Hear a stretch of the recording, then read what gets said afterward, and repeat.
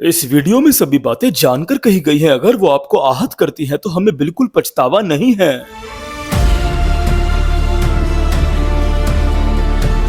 हिंदुस्तान हिंदुस्तान हिंदुस्तान हिंदुस्तान हिंदुस्तान हिंदुस्तान हिंदुस्तान हिंदुस्तान हिंदुस्तान हिंदुस्तान हिंदुस्तान।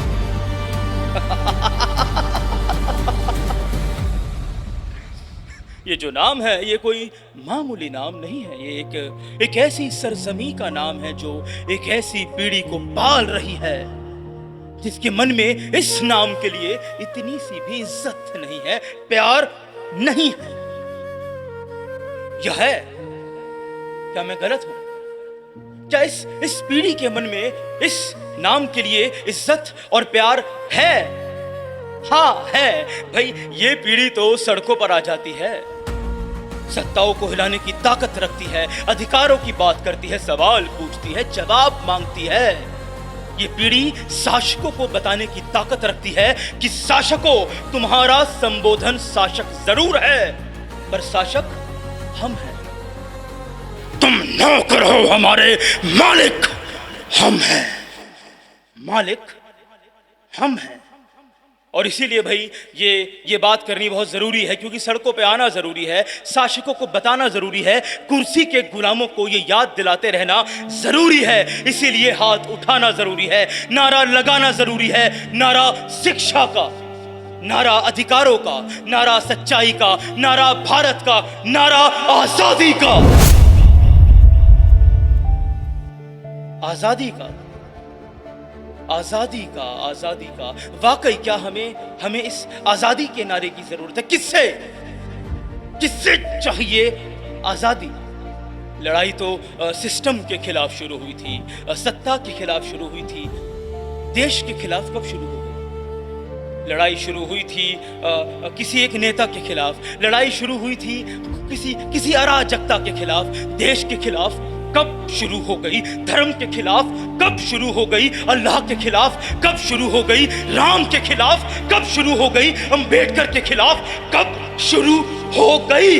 कब शुरू हो गई? सड़क पे खड़े पुलिस वालों के खिलाफ कब शुरू हो गई?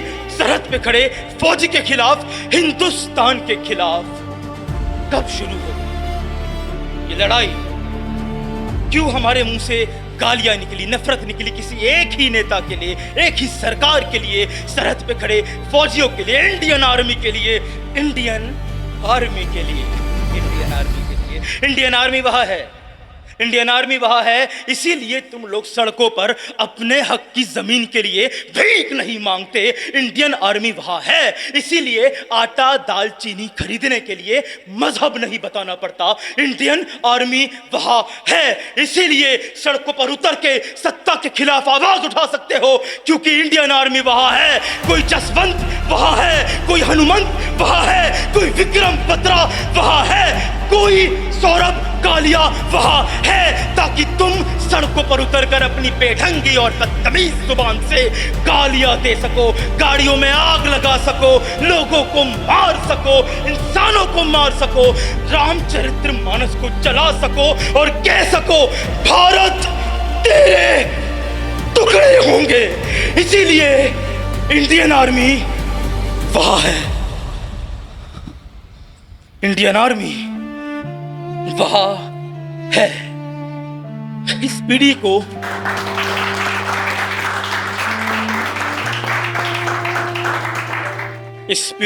भटका पाना, लुभा पाना, वश में कर पाना बहुत आसान है, क्योंकि ये पीढ़ी किसी को भी अपना नायक मान लेती है। मैं कॉकरोच हूं।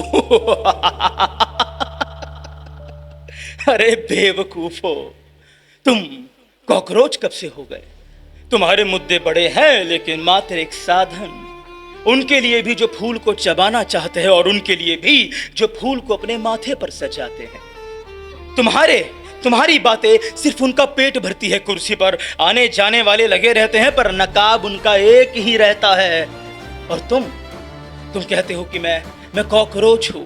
आजादी आजादी आजादी चिल्लाने से कुछ नहीं होने वाला।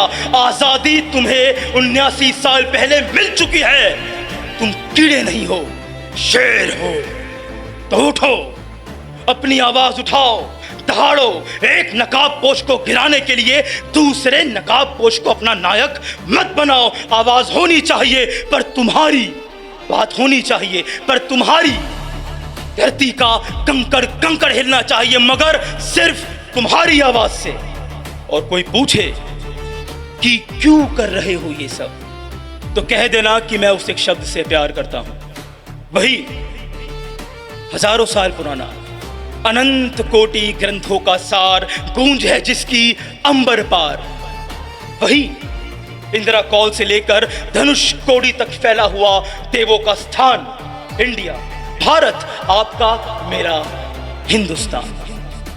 तो क्या मेरे साथ दोहराओगे?